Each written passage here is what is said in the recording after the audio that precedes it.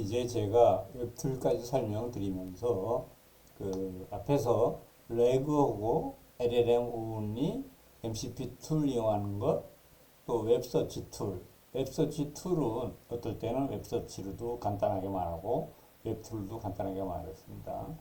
요것에 이용하는 예를 좀 보여드렸는데요. 이제 AI 에이전트에 대한 다시 설명을 좀 드리는 게 좋을 것 같아서 그래서 다시 말씀을 드리겠습니다. 우리가 AI 에이전트라고 하면은 그것은 우리 그 지금 여러분들이 보시는 AI 에이전트 앱을 말씀드리는 경우가 대부분이 되겠습니다. 이 AI 에이전트 앱은 LLM이 가장 그 중심에 있고 우리가 에이전트라고 얘기할 때는 단순히 이 LLM 모델, 그 LLM을 의미하는 것일 수 있습니다. 그런데 이제 이 앱에는 그 LLM뿐만이 아니라 인베드 모델, 우리가 레그를 사용할 때는 인베드 모델을 사용을 했었죠. 그리고 MCP2를 또 사용하기도 하고 웹2를 사용하기도 하고 그래서 이러한 구성 요소들이 있고 여기에는 또 꼭 필요한 에이전트 코드가 있습니다. 이 에이전트 코드가 있어서 이 LLM이 여러 것들하고 같이 그 어울려져서 기능을 발휘하게 되는 겁니다. 근데 이 에이전트 코드는 결국 에이전트 앱의 특성을 이제 잘 결정을 하고 또 사용자가 쉽게 사용할 수 있도록 여러 가지 이제 기능을 제공하는 것이죠. 그래서 그 에이전트 처리가 사실은 이제 여러 가지 종류로 그 될 수가 있는데 일반 보강 모드는 이러한 종류들이 있고 이것은 이제 제가 다 각각의 예를 보여드렸죠. 근데 좀 있으면 다시 그 웹툴에 대해서 다시 예를 보여드리게 될 것이고 이제 거의 끝부분에 가서는 반사 수거 모드의 사용 예를 설명드리게 될 겁니다.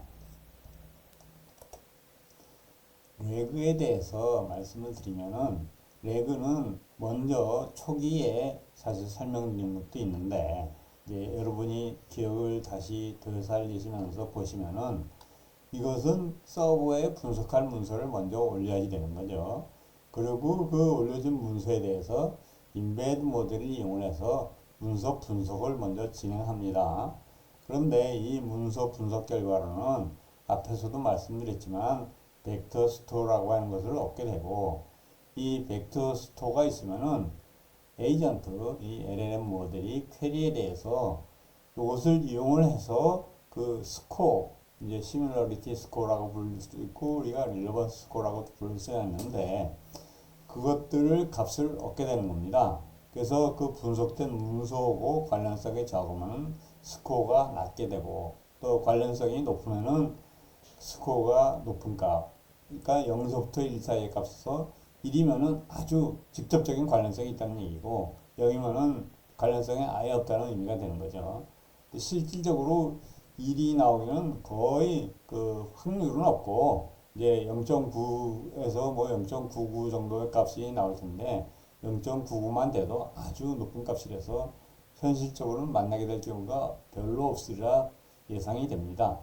어떻든 그런데 이제 우리가 그 인베드 모델을 쓸 때 문서가 간단할 때는 그 이 모델이 가벼운 걸 써도 빨리 잘 분석되고 또 내용도 나름대로 쓸만하게 되는데 이제 복잡한 문서는 가능하면 고성능의 인베드 모델을 사용하는 것이 더 바람직합니다. 근데 이 여러분이 아셔야 될 것이 이 가벼운 모델은 그만큼 시간도 빠르고 비용도 싸고 그런데 그 고성능의 인베드 모델은 비용도 비싸고 시간도 그만큼 많이 걸리게 됩니다. 그러니까 결국은 문서 복잡도가 이제 높으면은 그 비용이나 시간이 기하급수적으로 올라갈 가능성이 있음을 여러분은 기억하시는 게 좋습니다. 그리고 레그를 사용하기 위해서는 뭐 당연히 LLM 툴수가 그 토글 스위치가 오프가 되고 또 강제 웹 검색 토글 스위치도 오프이면은 그게 더 여러 가지로 레그 처리하는데 빠르게 됩니다. 그것이 이것이 on이라도 물론 이제 그 나름대로 툴 사용 금지라든지 이런 지시사항을 추가로 하면은 그 결국 레그를 사용할 수가 있는데 그런 거는 사실은 좀 더 시간이 오래 걸리게 됩니다.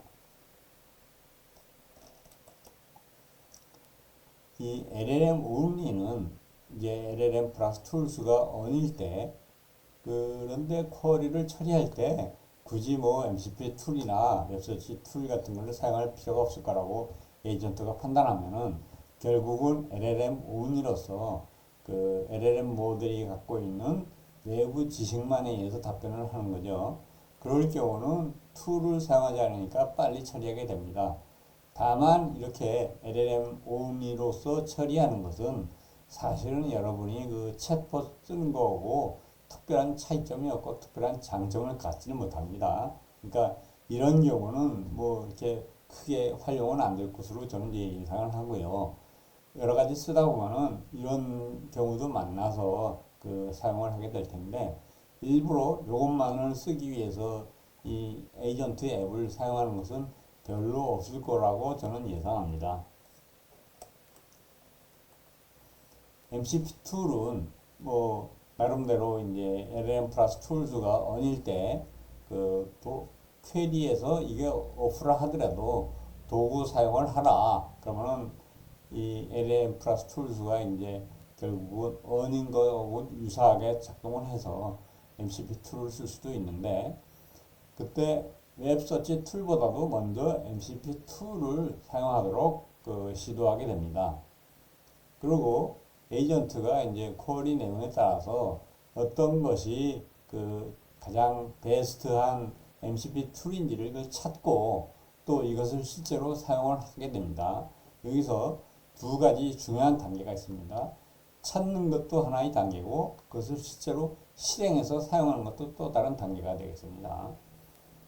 이 LLM만으로나 레그 활용만으로는 해결이 어려운 과제를 MCP2를 사용해서 해결하면 아주 유용하게 되죠.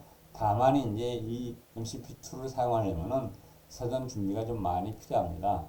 그리고 많은 툴을 한꺼번에 쓰려고 하면은 사실은 그 에이전트가 좀 혼동을 일으킬 수 있으니까 그래서 좀 적당한 선에서 제한을 하고 적당한 분야로 좁히고 하는 것이 좀 바람직합니다. 웹서치 툴은 레그나 LLM only MCP 툴로 답을 찾기 어려울 때는 이제 웹서치로서 답을 찾는 경우가 생기죠. 그리고 이런 것은 이제 이 웹서치 엔진이 여러 가지가 있는데 저희는 거기서 타빌리 서치, 브레이브 서치, 덕덕고 서치 이것만 사용합니다. 이 정도만 해도 실질적으로 충분한 것 같아서 이것만 일단 사용하는 거고요. 그리고 제 경험으로는 어떻든 태블릿 서치가 그 유료로 하는 것이 더 효과적이고 그런데 이 태블릿 서치나 브레이브 서치는 두 개가 다 API 키가 필요합니다. 그러니까 여러분이 그 키를 찾아가지고 이것을 이제 그 구해서 나름대로 사용할 필요가 있습니다. 그 사용하는 것은 이제 제가 그 설치 방법이나 이런 데 설명을 하니까 그것에 따라서 하시는 게 필요합니다. 그리고 이 브레이브 서치도 서치하는 양이 아주 많으면은 유료 사용이 요구가 될 수도 있습니다. 거기 참고하시고요. 그 다음에 똑똑코 서치는 뭐 API 키가 없어도 되고 그래서 간편하게 사용할 수 있는 장점은 있습니다. 근데 이제 이것은 에이전트를 보면서 설명을 드리면 더 이해는 쉬울 텐데 어쨌든 저희가 쿼리를 할 때 항상 쿼리를 할 수 있는 것이 아니라 나름대로 어떤 조건이 있습니다. 그러니까 레그를 사용할 때 보면은 먼저 문서 분석이 끝나야지만 그래서 벡터 스토어가 있을 때만 입력이 가능하고 또는 이 레그 사용을 안 하고 그 대신에 LLM 플러스 툴즈를 언으로 하든지 강제 웹 검색을 언으로 하든지 그럴 때도 입력창에 입력을 할 수가 있습니다.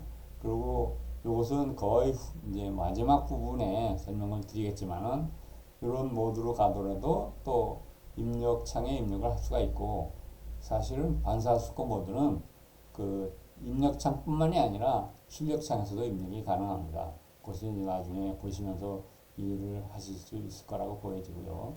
그리고 그 보강 모드는 추가 지시사항이라고 하는 또 별도의 입력창이 있습니다. 여기는 항상 입력이 가능하게 됩니다.